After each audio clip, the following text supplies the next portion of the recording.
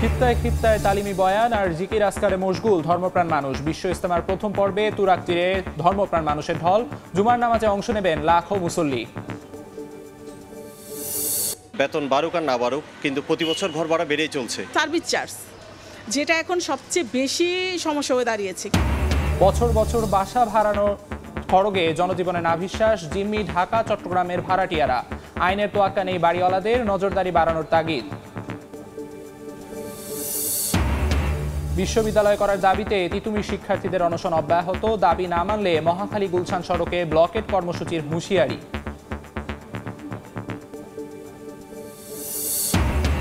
এবং ঢাকা আন্তর্জাতিক বাণিজ্য মেলার শেষ দিনে অফারের ছড়াছড়ি। শেষ মুহূর্তে বেড়েছে ক্রেতা সমাগম। আরও একদিন মেলার সময় বাড়ানোর দাবি।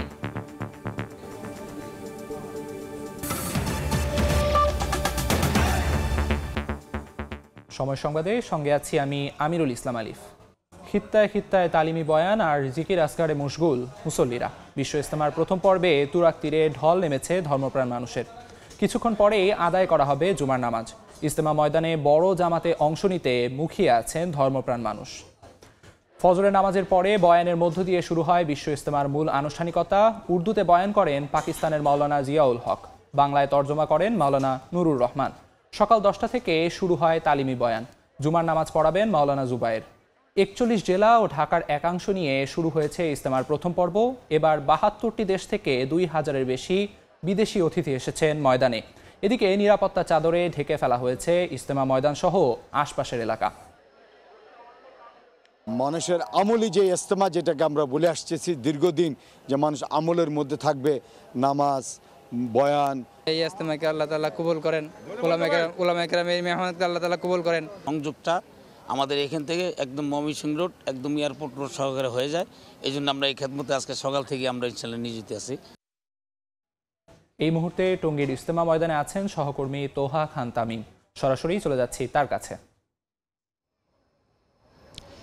সকাল থেকে কুয়াশাচ্ছন্ন যে আবহাওয়া বিরাজ করছিল সেটি কেটে গিয়ে এখন বেশ ঝলমলে একটি আবহাওয়া বিরাজ করছে এবং এই ঝলমলে রৌদ্রোজ্জ্বল আবহাওয়ার মধ্যেই পবিত্র জুমার নামাজের জন্য যে প্রস্তুতি, সেই প্রস্তুতি নিচ্ছেন এখানকার যারা অংশগ্রহণকারী রয়েছেন তাবলিগ জামাতের বিশ্ব ইজতেমায় সেই অংশগ্রহণকারীরা। এবং আর কিছুক্ষণ পরেই বিশাল জামাতে লাখো মানুষের অংশগ্রহণে জুমার নামাজ এখানে অনুষ্ঠিত হবে। মাওলানা জুবায়ের সাহেব তিনি খুতবা পড়াবেন এবং জুমার নামাজ পরিচালনা করবেন। ঠিক আমার পেছনেই বিশাল যে প্যান্ডেল, বিশাল যে জমায়েত বিশ্ব ইজতেমা, সেই বিশ্ব ইজতেমার জমায়েতে দেখতে পাচ্ছেন আপনারা যে পাখির চোখে দেখা যাচ্ছে যে এইখানে যে লাখো মানুষ তাদের কিন্তু আনাগোনা। এবং আর কিছুক্ষণ পরেই জুমার নামাজ এখানে অনুষ্ঠিত হবে। স্বাভাবিকভাবেই সবচেয়ে বড় যে জামাত, সেই জামাত অনুষ্ঠিত হয় এবং এখানকার যে ঢাকার যে আশপাশের এলাকা রয়েছে সবাই কিন্তু এই নামাজে অংশ নেওয়ার জন্য মুখিয়ে থাকেন এবং বড় জামাতে অংশ নেওয়ার জন্য তারা মুখিয়ে থাকেন। আমরা লক্ষ্য করে থাকি যে আশপাশে যে প্রধান সড়ক রয়েছে, সে প্রধান সড়ক তো বটেই, আশপাশে যে বিভিন্ন অলিগলি রয়েছে, সড়ক রয়েছে, ফুটপাত রয়েছে, সব জায়গায় কিন্তু এখানে তারা অবস্থান নেন এবং এখানে তারা জুমার নামাজে অবস্থান নিয়ে তারা সেই জুমার নামাজে অংশগ্রহণ করার জন্য মুখিয়ে থাকেন। এবং জুমার নামাজ পরবর্তী মানুষের ঢল নামে এবং সেই ঢল মোকাবেলা করতে কিন্তু বলা যায় যে যে আইনশৃঙ্খলা বাহিনী রয়েছে, প্রশাসনের মাঠ পর্যায়ের কর্মকর্তা কর্মচারীরা রয়েছেন, তাদের বেশ হিমশিম খেতে হয়। এবং কিছুক্ষণ আগে মুসল্লিদের সাথে কথা হয়েছে আমার, তারা বলছিলেন যে এই জুমার নামাজেই তারা চাইবেন যে সৃষ্টিকর্তার কাছে বলবেন যে দেশ ও জাতির জন্য দোয়া চাইবেন, যাতে দেশের মঙ্গল হয়, জাতির মঙ্গল হয় এবং ব্যক্তি জীবন থেকে শুরু করে তাদের যে রাষ্ট্রীয় জীবন সব কিছুতে যেন মঙ্গল কামনা করবেন তারা, এবং সব কিছু যেন ইসলামের যে সুমহান বাণী, সেই সুমহান বাণী পৌঁছানো যায়, সেটি তারা আসলে বলবেন। আরেকটি বিষয় এখানকার শীর্ষ মুরব্বীরা বলার চেষ্টা করছেন যে এই দুনিয়ার জীবন কিন্তু ক্ষণস্থায়ী, স্থায়ী জীবন হচ্ছে পরকালীন জীবন। সেই পরকালীন জীবনের জন্য তাদের যেই প্রস্তুতি, সেই প্রস্তুতি নেয়ার কথাই কিন্তু তাবলিগ জামাতের এই যে বিশ্ব ইজতেমার, সেই বিশ্ব ইজতেমার নানা ধরনের কার্যক্রমে তারা এটি বলার চেষ্টা করছেন। এবং তারা বলছেন যে কোনো মুহূর্তে মানুষের জীবন প্রদীপ নিভে যেতে পারে এবং সেই মৃত্যু আসতে পারে যে কোনো মুহূর্তে, যে কোনো অবস্থায়। সেই মৃত্যুর জন্য আমরা কতটুকু প্রস্তুত, সেই প্রস্তুতির নেয়ার কথা তারা বারবার করে বলছেন।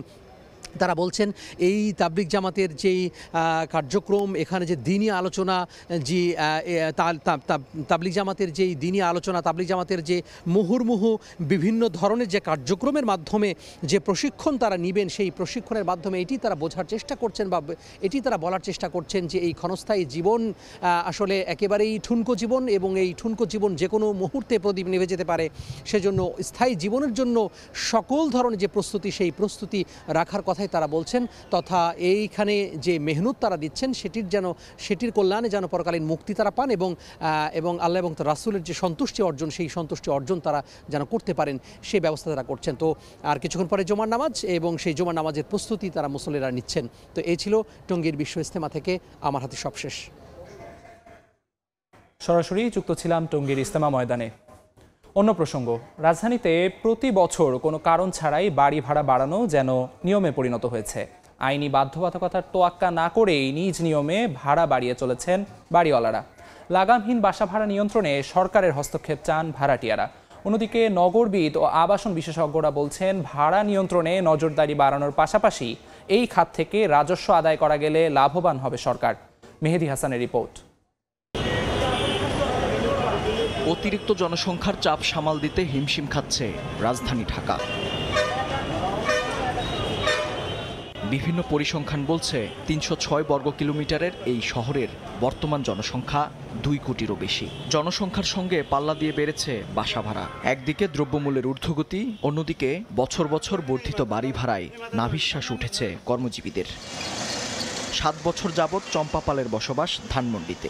আয়ের সঙ্গে সঙ্গতি রেখে খুঁজতে বেরিয়েছেন বাসা। কথা প্রসঙ্গে তিনি জানান, পছন্দের বাসায় উঠতে গুনতে হবে বাজেটের দ্বিগুণ ভাড়া। 1200 স্কয়ার ফিট বলেই আমি 40,000 টাকা ভাড়া বাড়াবো, প্লাস তার সাথে সার্ভিস চার্জ, যেটা এখন সবচেয়ে বেশি সমস্যা হয়ে দাঁড়িয়েছে। কিছু কিছু জায়গায় সার্ভিস চার্জ 8,000 টাকা চাচ্ছে। আমার রেন্টের থেকে অনেকটা বেড়ে যাচ্ছে। এলাকা ভেদে যেখানে অনেক সচ্ছল মানুষও হিমশিম খাচ্ছে বাড়তি ভাড়ার কাছে, সেখানে মধ্য ও স্বল্প আয়ের মানুষের কাছে এটা এখন গলার কাটা হয়ে দাঁড়িয়েছে। দিন মজুর রিক্সা চালাইয়া ডেলি 400-500 টাকা কামাইয়া আমার অনেক কষ্ট হয়ে যায়। আমার পরিবার চালাই না, খুবই আমার হিমশিম খাইতে হয়। এবার 2000 টাকা আরও বাড়ছে। বাসা খুঁজতেছি একটু সাইডে, যেন বাসা ভাড়া একটু কম হইলে, আসলে ভাই বুঝেন না, ঢাকার বাসায় অনেক খরচ এমনিই হয়ে যায়। ক্যালেন্ডারের পাতা ঘুরে জানুয়ারি এলেই যেমন বেড়ে যায় বাসা ভাড়া, তেমনি সরকারি অর্থে মেট্রো রেল নির্মিত হলেও বাড়ির মালিকের যেন পোয়াবারো। যে কারণে এই মিরপুর অঞ্চলে মেট্রো রেল চালুর পর থেকেই হু হু করে বেড়েছে বাসা ভাড়া। বাংলাদেশ ভাড়াটিয়া পরিষদের তথ্য বলছে, গেল 10 বছরে রাজধানীতে ভাড়া বেড়েছে 5 গুণ। ভাড়াটিয়াদের পক্ষে কথা বলা এই সংগঠন বাড়তি ভাড়ার যৌক্তিকতা চ্যালেঞ্জ করে একাধিক সরকারি দপ্তরের দ্বারস্থ হলেও আসেনি কোনো সমাধান। বারবার আমরা যাচ্ছি, কিন্তু আমাদের কোনো কথা কর্ণপাতও করছে না বাড়িওয়ালারা। সরকার তো কোনো কথাই বলতেছে না। আওয়ামী লীগ বলেন, বিএনপি বলেন, জামাত বলেন, যারাই বলেন, তারা কেউ কোনো কথা বলতে রাজি নয়। কারণ এর মালিকানা আসে হচ্ছে তারাই। বাসা ভাড়ার জন্য মোট আয়ের 30% নির্ধারিত থাকলেও এলাকা ভেদে তা দ্বিগুণ হয়। নিরাপদ আবাসন নাগরিকদের মৌলিক অধিকার উল্লেখ করে স্থপতি ও নগরবিদরা বলছেন, ভাড়া নিয়ন্ত্রণে আইন প্রয়োগের ব্যর্থতার পরিচয় দিয়েছে সরকার। সরকার যদি কোনো একটা সংস্থা তৈরি করে, ভাড়াটিয়া যদি সেখানে যদি আমরা ভাড়াটা জমা দিই, সেটা একটা পার্সেন্টেজ সরকার কিন্তু পুরো প্রক্রিয়া থেকে নিতে পারে। বিশ্বের অনেক দেশে এভাবেই জিনিসটা চালু হয়। কারণটা যে যদি সরাসরি বাড়িওয়ালা এবং ভাড়াটিয়ার মধ্যে সংযোগ থাকে, তাহলে কিন্তু যত ধরনের আইনই করেন, সে আইন দিয়ে তাদেরকে বাধা যাবে না। ভাড়া নিয়ন্ত্রণে বাড়ি ভাড়া নিয়ন্ত্রণ আইন প্রণয়ন করা হয়েছে 1991 সালে। প্রায় 3 যুগ পেরোলেও গঠিত হয়নি স্বতন্ত্র নিয়ন্ত্রক সংস্থা। নজরদারির জন্যও নেই কোনো মনিটরিং সেল। মেহেদি হাসান, সময় সংবাদ, ঢাকা। প্রতি বছর লাফিয়ে লাফিয়ে বাড়ছে বন্দরনগরী চট্টগ্রামের বাসা ভাড়া। সঙ্গে সার্ভিস চার্জ, অ্যাডভান্স প্রথাও ভাড়াটিয়াদের জন্য হয়ে উঠেছে গলার কাঁটা। গৃহকর পরিশোধ, মজুরি বৃদ্ধি, দারোয়ানদের বেতন সহ নানা কারণে বাড়তি ভাড়া নেওয়ার পক্ষে যুক্তি দাঁড় করানোর চেষ্টা বাড়ির মালিকদের। প্রতি বছর ভাড়াটিয়াদের জিম্মি করে 15 থেকে 20% হারে বাসা ভাড়া বাড়ছে বলে জানিয়েছে ক্যাব। পার্থপ্রতিম বিশ্বাসের রিপোর্ট। চট্টগ্রামে 70 থেকে 80 লাখ মানুষের বসবাস। নগরে বসবাসরতদের মধ্যে 70 থেকে 80% ভাড়াটিয়া। বছরের শুরু থেকে শুরু হয় নগর জুড়ে বাসা বদলের হিড়িক। বেশি ভাড়া দিতে না পারায় সীমিত আয়ের মানুষের চাহিদা থাকে কিছুটা কম ভাড়ার বাসায়। নতুন বছর আসতেই বাসা ভাড়া বাড়ানো যেন নিয়মে পরিণত হয়েছে। আবার বাড়িওয়ালার স্বঘোষিত সার্ভিস চার্জের নামেও ভাড়া বাড়ানোর অভিযোগ রয়েছে। সেই সঙ্গে নতুন বাসায় উঠতে গেলে অ্যাডভান্সের নামে কয়েক মাসের বাড়ি ভাড়া একসঙ্গে দেওয়ার অলিখিত নিয়মও রয়েছে। মূলত নগরীর জামাল খান, হ্যামশেন লেন, আন্দরকিল্লা, পাথরঘাটা, এনায়েত বাজার, লালখান বাজার, নাসিরাবাদ, আগ্রাবাদ, বারিক বিল্ডিং সহ বিভিন্ন এলাকায় অস্বাভাবিক হারে বাড়ছে বাড়ি ভাড়া। বাড়তি বাড়ি ভাড়ার মূর্তিমান আতঙ্ক হয়ে আবির্ভূত হয়েছে ভাড়াটিয়াদের কাছে। বেসরকারি চাকরিজীবী মানুষের বেতন বাড়ুক আর না বাড়ুক, কিন্তু প্রতি বছর ঘর ভাড়া বেড়েই চলছে। যে হারে জমিদাররা ঘর ভাড়া বাড়াচ্ছে, সে হারে আমাদের চট্টগ্রাম শহরে থাকায় খুব কষ্টকর হয়ে যাচ্ছে। মিনিমাম 2 মাসে অ্যাডভান্স দিতে হয় যে কোনোভাবে, ওনারা না হয় ভাড়া দিতে চায় না। গৃহকর পরিশোধ করা, নিত্যপণ্যের দাম অস্বাভাবিক বৃদ্ধি, মজুরি বৃদ্ধি, দারোয়ানের বেতন, বিদ্যুৎ জ্বালানির দাম বাড়ানোর কারণে কিছুটা বাড়তি ঘর ভাড়া নিতে হচ্ছে বলে যুক্তি বাড়ির মালিকদের। মিউনিসিপ্যালিটির থেকে শুরু করে ইলেকট্রিক, বিদ্যুৎ, পানি, তারপরে গ্যাসের দাম সব কিছু বেড়ে গেছে। দারোয়ানের বেতনও বেড়ে গেছে। দারোয়ান আগে আমরা 7-8 হাজার টাকা দিয়ে নিতাম, এখন 15-20 হাজার টাকা লাগে। এই জন্য সামথিং একটু বাড়াইতে হয়। নানা অজুহাতে ভাড়াটিয়াকে জিম্মি করে প্রতি বছর 15 থেকে 20% হারে ঘর ভাড়া বাড়ানো হচ্ছে বলে জানান কনজিউমার অ্যাসোসিয়েশন অব বাংলাদেশ। সেই সঙ্গে কোনো কর্তৃপক্ষ না থাকায় পাওয়া যায় না আইনি প্রতিকারও। এক একটা সময় এক এক ধরনের অজুহাত নিয়ে এসে তারা ভাড়াটা বাড়ান, কিন্তু ভাড়া অনুযায়ী তার যে প্রাপ্য সুবিধা ভাড়াটিয়াকে দিবেন সেই বিষয়গুলো নেই। তো এই জন্য আমরা বলছি যে ভাড়াটিয়ারা মানে খুবই অসুবিধাগ্রস্ত অবস্থায় আছে এবং অনেকটা বাড়ির মালিকের কাছে জিম্মি হয়ে তাকে থাকতে হচ্ছে। চট্টগ্রামে 25 থেকে 30 বছরে বাড়ি ভাড়া বেড়েছে প্রায় 450 থেকে 500%। পার্থপ্রতিম বিশ্বাস, সময় সংবাদ, চট্টগ্রাম। বিশ্ববিদ্যালয় করার দাবিতে টানা তৃতীয় দিনের মতো অনশন করছেন তিতুমির শিক্ষার্থীরা। তাদের অভিযোগ, শিক্ষার্থীদের যৌক্তিক দাবি নিয়ে সরকার দ্বিচারিতা করছে। মন্ত্রণালয় কমিটি গঠন করলেও নেই কোনো দৃশ্যমান কার্যক্রম। দাবি না মানলে মহাখালী গুলশান সড়কে ব্লকেট কর্মসূচির হুঁশিয়ারি দেন শিক্ষার্থীরা। বুধবার বিকেল 5টা থেকে অনশন শুরু করেন তিতুমির কলেজের শিক্ষার্থীরা। এর মধ্যে বৃহস্পতিবার সড়ক অবরোধ করলেও আজ শুধু অনশন পালন করছেন তারা। যদি আমাদের মৃত্যু হয় বা আমাদের কোনো ক্ষয়ক্ষতি হয়, সেটার দায়ভার পুরোপুরি রাষ্ট্রকে নিতে হবে। সচিব উনি আসলো, বিভিন্ন কথা বলে আমাদেরকে অনশন কর্মসূচিটা বন্ধ করার চেষ্টা করেছে, কিন্তু আমাদের দাবি একটাই যে আমরা তিতুমির ভার্সিটি চাই এবং যতক্ষণ পর্যন্ত না তা দেওয়া হবে আমরা আমরণ অনশন কর্মসূচি করে যাব। শিক্ষার যে একটা সিন্ডিকেট চলছে, সেই সিন্ডিকেটকে ভেঙে দিতে আর সেই সিন্ডিকেটটা ভাঙতে চাই তিতুমির বিশ্ববিদ্যালয় রূপান্তরের মাধ্যমে। এই মুহূর্তে তিতুমির কলেজের সামনে আছেন রিপোর্টার হাসান ওয়ালি। সবশেষ খবর জানতে সরাসরি চলে যাচ্ছি তার কাছে। বিশ্ববিদ্যালয় রূপান্তরের দাবিতে টানা তৃতীয় দিনের মতো অনশন কর্মসূচি পালন করছেন সরকারি তিতুমির কলেজের শিক্ষার্থীরা। অনেকেই কিন্তু অসুস্থ হয়ে পড়ছেন, 2 জন এরই মধ্যে হাসপাতালে ভর্তি রয়েছেন। একটু আগেই একজন শিক্ষার্থীকে হাসপাতালে নেওয়া হয়েছে শিক্ষকদের তত্ত্বাবধানে, যারা আসলে গত বুধবার থেকে অনশনে বসেছেন। বুধবার বিকেল 5টা থেকে গতকালকে ছিলেন সারাদিন, রাতেও এই জায়গাটিতে তারা কাটিয়েছেন। আজকে সকাল থেকেও আমরা কিন্তু দেখছি যে এখানে শিক্ষার্থীদের একটি দল কিন্তু আসলে অনশনে রয়েছে। অনেকে যারা বেশি অসুস্থতা বোধ করছেন তারা কিছুটা শুয়ে আছেন, রেস্টে আছেন। বাকিরা কিন্তু আসলে তাদের যে দাবির পক্ষে বিভিন্ন গণমাধ্যমের সঙ্গে কথা বলছেন, নিজেদের মধ্যে আলাপচারিতা করছেন।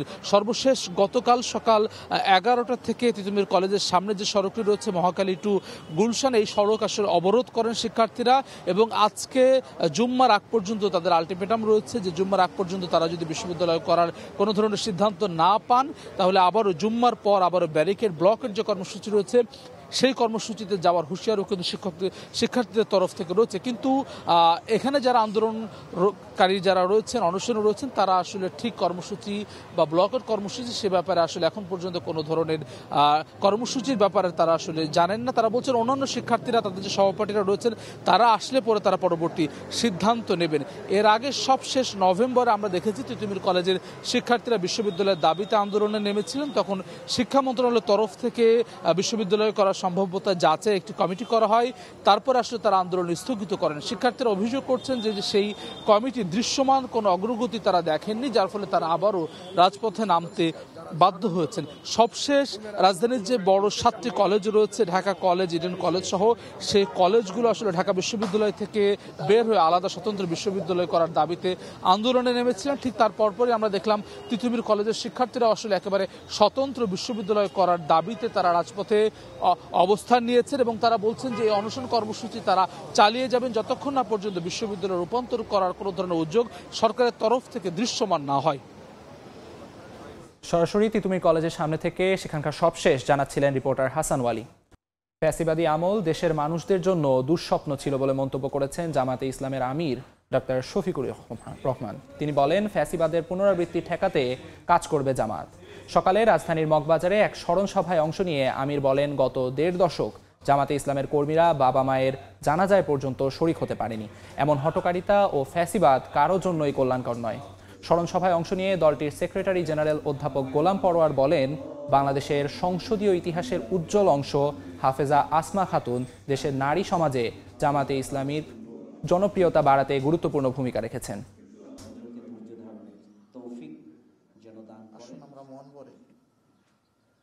আমাদের যে রাব্বুল আলামিন জুলুমের মহাপর্বত আমাদের গাড়ে চাপিয়ে দেওয়া হয়েছে। আপনজন থেকে বিদায় নিতে পারবো না, আপনজনকে বিদায় দিতে পারবো না, সবার সাথে দোয়ায় শরীক হতে পারবো না। থেকে আমরা যেন উপযুক্ত শিক্ষা নিতে পারি গোটা জাতি, একই পথে আর যেন কেউ পা না বাড়াই। হঠকারিতা, ফেসিজম কারোর জন্যই দুনিয়ায় কল্যাণকর না, আখিরাতেও কল্যাণকর না। সপরিবারে সৌদি আরবে ওমরা করতে যাওয়ার পথে অসুস্থ হয়ে পড়ায় সংযুক্ত আরব আমিরাতের একটি হাসপাতালে ভর্তি করা হয়েছে সাবেক স্বরাষ্ট্র প্রতিমন্ত্রী লুৎফুজ্জামান বাবরকে। বর্তমানে তিনি দুবাই হসপিটালে জরুরি বিভাগে চিকিৎসাধীন আছেন। বাবরের ঘনিষ্ঠজনরা জানিয়েছেন, তিনি সুস্থ অনুভব করলে তাকে সৌদি আরবে নিয়ে যাওয়া হবে। সংযুক্ত আরব আমিরাত বিএনপির আহ্বায়ক জাকির হোসেন জানান, বুকে ব্যথা অনুভব করলে বিমানেই তাকে তাৎক্ষণিকভাবে চিকিৎসা দেওয়া হয়। পরে দুবাই বিমানবন্দরে ফ্লাইট অবতরণের পর ডাক্তাররা তাকে জরুরি চিকিৎসা সেবা দেন। এরপর বাবরকে রাত 2টায় দুবাই হসপিটালে নেওয়া হয়। সেখানে তিনি বর্তমানে নিবিড় পরিচর্যায় রয়েছেন। দীর্ঘ 17 বছর কারাভোগের পর সম্প্রতি মুক্তি পান সাবেক এই স্বরাষ্ট্র প্রতিমন্ত্রী।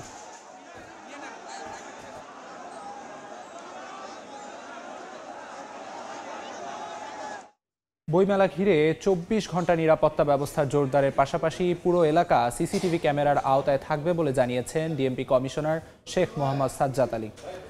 সকাল বইমেলা প্রাঙ্গণে পরিদর্শনে গিয়ে তিনি কথা বলেন। এবারের বইমেলায় প্রথমবারের মতো টিএসসি থেকে দোয়েল চত্বর এই রাস্তায় ট্রাফিক সিস্টেম পুরোপুরি বন্ধ থাকছে না।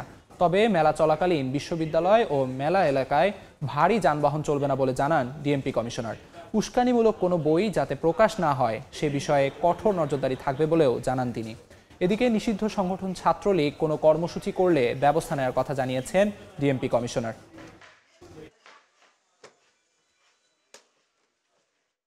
মেটাল ডিটেক্টর, আর্টসওয়ে, ম্যানুয়ালি মানুষের দেহ তল্লাশি এগুলো চলবে। কোনো বিস্ফোরক দ্রব্য, দাহ্য পদার্থ, মাদক যাতে প্রবেশ না করে তাদের জন্য আমাদের ব্যাপক তল্লাশি থাকবে।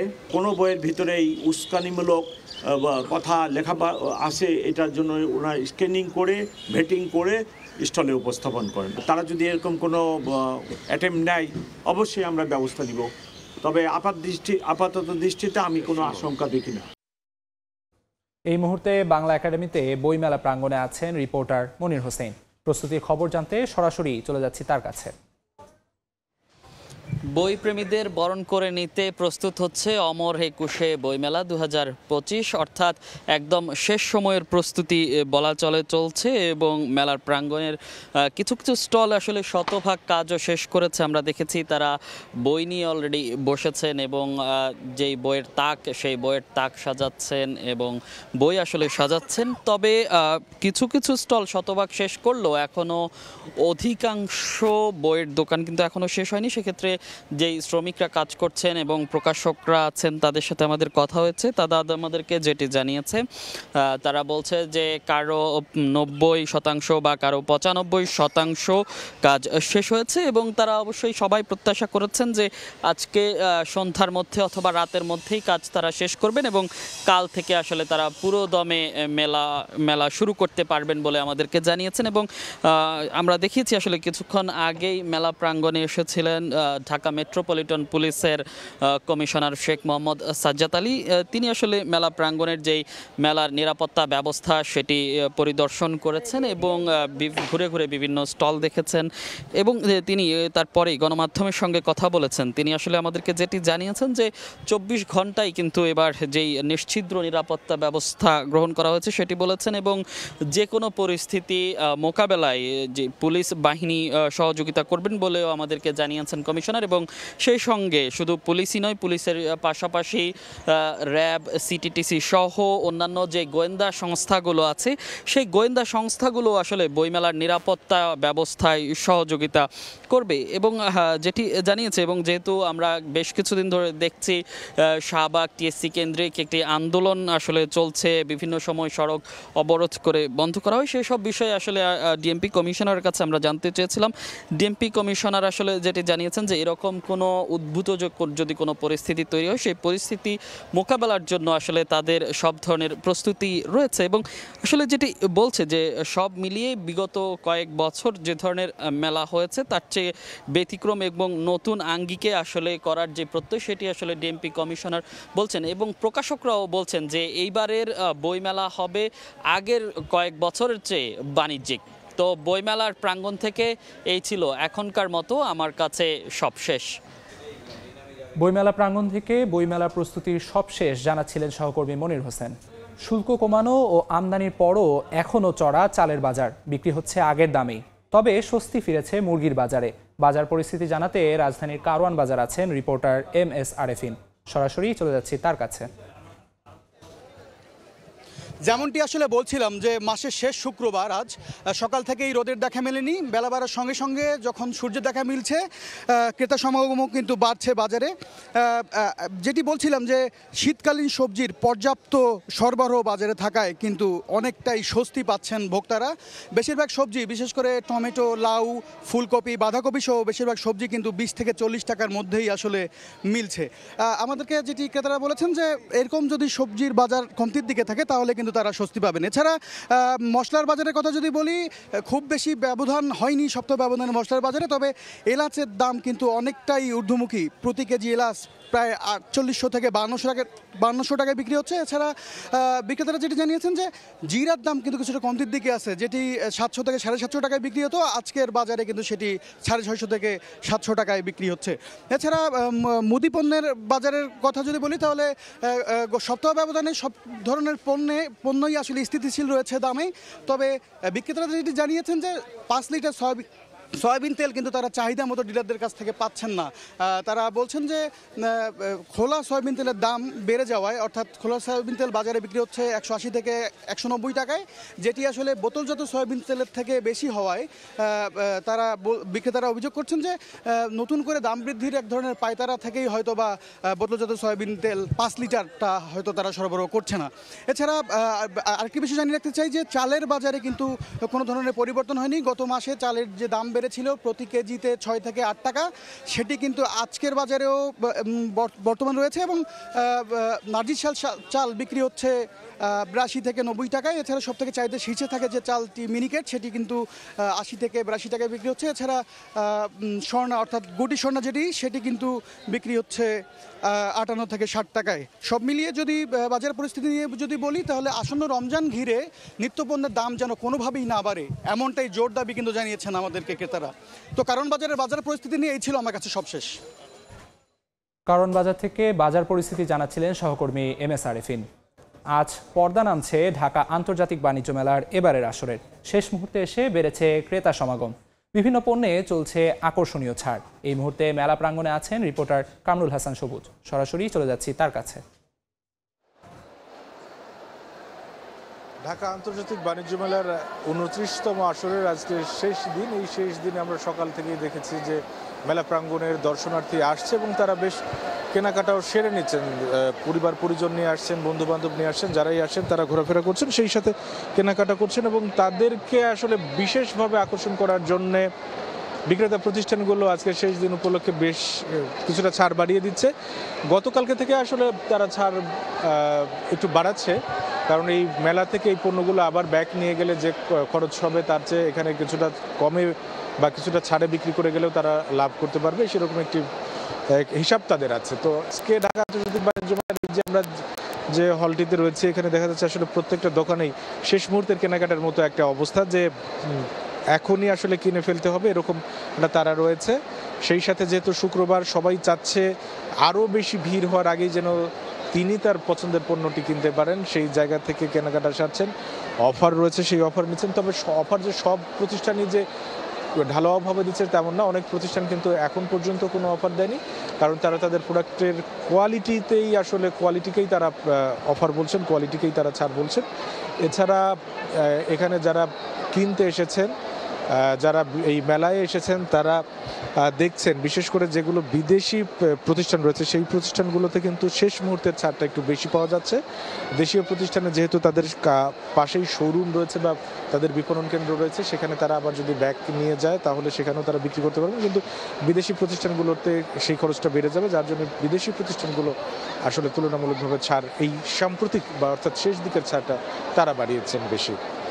বেচাকেনার হিসাবে আসলে যারা বিক্রেতা প্রতিষ্ঠান রয়েছে তারা বলছেন যে গতবারের তুলনায় অনেকের হিসাবটা মোটামুটিভাবে ভালো, অনেকে বলছেন আসলে মিশ্র প্রতিক্রিয়ায় দেখা যাচ্ছে যে তারা তাদের যে প্রত্যাশা সেই প্রত্যাশা পূরণ হয়নি, কিন্তু যেটা ভ্যাট অফিসের হিসাব সেই হিসাবটাতে দেখা যাচ্ছে গতবারের চেয়ে বেলায় বেচাকেনা বেশ খানিকটা বেড়েছে। তো আমার কাছে ঢাকা আন্তর্জাতিক বাণিজ্য মেলার এবারের আসলে শেষ দিনের এই মুহূর্তের এই ছিল শেষ খবর। সরাসরি যুক্ত ছিলাম ঢাকা আন্তর্জাতিক বাণিজ্য মেলায়। আলু উৎপাদনের অন্যতম শীর্ষ জেলা মুন্সিগঞ্জে এবার লক্ষ্যমাত্রা ছাপিয়ে 34,758 হেক্টর জমিতে চাষাবাদ হয়েছে আলু নিয়ে মধ্যস্বত্বভোগীদের কারসাজি ঠেকাতে 120 দিনের কর্মসূচি গ্রহণ করা হয়েছে। আধুনিকায়ন করা হচ্ছে হিমাগার ব্যবস্থাপনাও। নাসির উদ্দিন উজ্জ্বলের রিপোর্ট, ছবি তুলেছেন আবু সাইদ।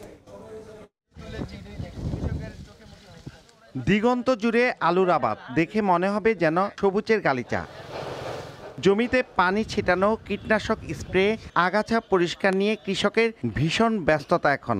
এবছর 34,758 হেক্টর জমিতে আলু আবাদ হয়েছে।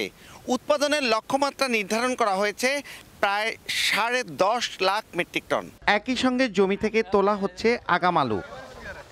কৃষকের দাবি, এবার বীজ ও সারের চড়া দরের কারণে বেড়েছে উৎপাদন খরচ। পুঁজির অভাবে আলু সংরক্ষণ না করে জমিতেই বিক্রি করছেন অনেক কৃষক। খুচরা বাজারে 18 টাকা থেকে 20 টাকা আর জমিতে 12 থেকে 13 টাকা কেজিতে আলু বিক্রি হচ্ছে। কৃষকের অভিযোগ, এই সুযোগে মধ্যস্বত্বভোগীরা সস্তায় আলু কিনে হিমাগারে রেখে চড়া দরে বিক্রি করে ফায়দা লুটে। গেল মৌসুমে সংরক্ষণ করা আলুর দর উঠে 80 থেকে 90 টাকা পর্যন্ত। বেচা লাগে 12 টাকা কেজি, 2 টাকা কেজি, বাজার পাওয়া হইল না, কিছু মরে যাবো। কম দামে কিনে নিয়ে ওরা কোলেস্টোরে জব্দ করে রাখে, পরে হচ্ছে ওরা চড়া দামে বিক্রি করে। মূল যে টাকাটা তারা নিচ্ছে মধ্যস্বত্বভোগীরা, কিন্তু আমরা কৃষকরা আসলে কিছুই পাইতেছি না। দাম বেশিও চাই না, কমও চাই না, আমরা ন্যায্যতা চাই, আমরা কৃষক জন বাঁচে। কৃষি বিভাগ বলছে মধ্যস্বত্বভোগীদের এই আগ্রাসন ঠেকাতে জানুয়ারি থেকে মার্চ পর্যন্ত 120 দিনের কর্মসূচি গ্রহণ করা হয়েছে। কৃষক এনআইডি দিয়ে হিমাগারে আলু সংরক্ষণ করতে পারবে, তবে কোনো ব্যবসায়ীকে আলু সংরক্ষণ করতে হলে লাইসেন্স লাগবে। সংরক্ষণ দলিল হাত বদলের ব্যাপারেও পরিবর্তন আনা হচ্ছে। কোনো কোল্ড স্টোরেজেই ব্যবসায়ীরাই কিন্তু কৃষি বিপণন অধিদপ্তরে লাইসেন্স করে না। তো ওই ব্যবসায়ীদেরকে আমরা লাইসেন্স দিয়ে আমরা তাদেরকে লাইসেন্সের আওতায় নিয়ে আসবো। কৃষকের উৎপাদিত আলু কিনে সরকারিভাবে সংরক্ষণ করা যায়। আলু বীজের নিশ্চয়তা বিধানের জন্য বা দাম ঠিক রাখার জন্য আমরা আসলে একটা প্রস্তাবনা দিয়েছি। মুন্সিগঞ্জের সচল 58 হিমাগারের ধারণ ক্ষমতা 5,40,760 মেট্রিক টন। নাসির উদ্দিন উজ্জ্বল, সময় সংবাদ, মুন্সিগঞ্জ। দেশের বাইরের খবর। যুক্তরাষ্ট্রের ওয়াশিংটনে সংঘর্ষে বিমান ও হেলিকপ্টার বিধ্বস্তের ঘটনায় সব আরোহী মারা গেছেন। এ ঘটনায় এখন পর্যন্ত 40 জনের মরদেহ উদ্ধার করা হয়েছে। 2 উড়োযানের ব্ল্যাক বক্স পেয়েছে উদ্ধারকারী দল। ফেডারেল এভিয়েশনের প্রতিবেদন অনুযায়ী রোনাল্ড রিগান বিমানবন্দরে এয়ার ট্রাফিক কন্ট্রোল রুমে লোকবল কম থাকায় বিপত্তি দেখা দেয়। বিস্তারিত হাসানুজ্জামান সাকির রিপোর্টে। যুক্তরাষ্ট্রের ওয়াশিংটন ডিসির মাঝ আকাশে সংঘর্ষের পর নদীতে বিধ্বস্ত হয় যাত্রীবাহী বিমান ও সামরিক হেলিকপ্টার। স্থানীয় সময় বুধবার রাতে দুর্ঘটনা হওয়ায় বৈরী আবহাওয়ার কারণে অভিযান চালাতে বেশ বেগ পেতে হয় উদ্ধারকর্মীদের। এ পর্যন্ত কাউকেই জীবিত উদ্ধার করা সম্ভব হয়নি। এরই পরিপ্রেক্ষিতে কেউই বেঁচে নেই বলে জানিয়েছে কর্তৃপক্ষ। উদ্ধার করা হচ্ছে একের পর এক মরদেহ। নিখোঁজদের মরদেহ শিগগিরই উদ্ধার করা সম্ভব হবে বলে জানান ওয়াশিংটন ডিসির ফায়ার ও ইমার্জেন্সি মেডিকেল সার্ভিসের প্রধান। নিহতদের পরিবারের প্রতি সমবেদনা জানিয়ে মার্কিন প্রেসিডেন্ট ডোনাল্ড ট্রাম্প বলেন, দুর্ঘটনাটি প্রতিরোধযোগ্য ছিল। এ সময় কেন্দ্রীয় এভিয়েশন বিভাগের ভারপ্রাপ্ত প্রধান হিসেবে ক্রিস রচেলিউর নাম ঘোষণা করেন তিনি। ট্রাম্প আরও বলেন, শিগগিরই যাত্রীদের নামের তালিকা প্রকাশ করা হবে এবং কোন কোন দেশের নাগরিক আমেরিকান এয়ারলাইন্সের বিমানে ছিলেন তাও জানানো হবে।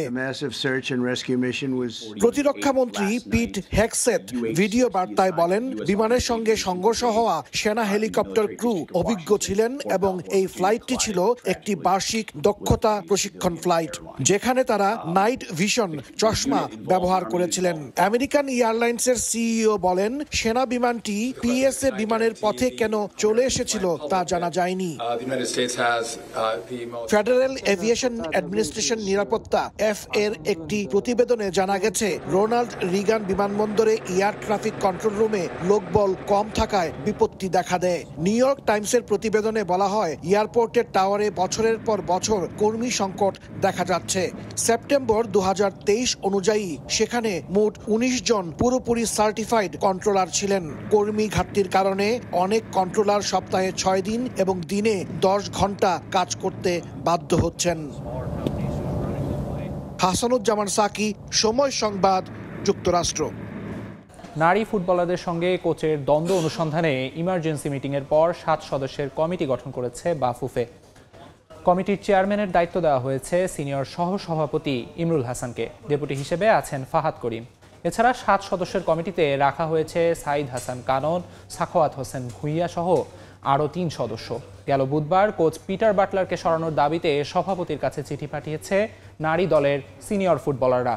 এছাড়া গণমাধ্যমেও সাবিনা মাসুরারা জানিয়েছেন, হেড কোচকে না সরালে একযোগে পদত্যাগ করবেন তারা। পুরো বিষয়টি খতিয়ে দেখতে ভার্চুয়ালি এক ইমার্জেন্সি মিটিংয়ের পর এই কমিটি গঠন করা হয়। আগামী 7 দিনের মধ্যে সভাপতি তাবিত আওয়ালের কাছে প্রতিবেদন জমা দিতে হবে কমিটিকে।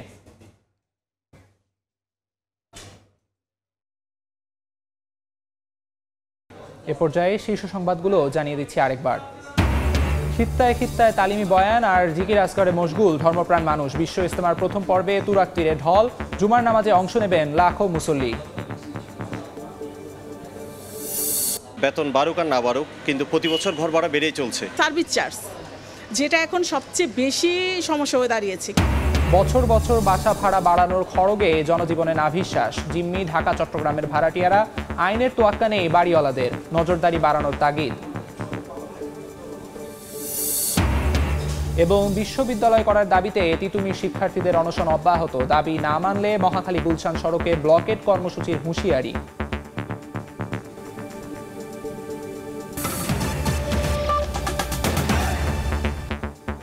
এই ছিল সময় সংবাদে। সঙ্গে থাকুন সময়ের।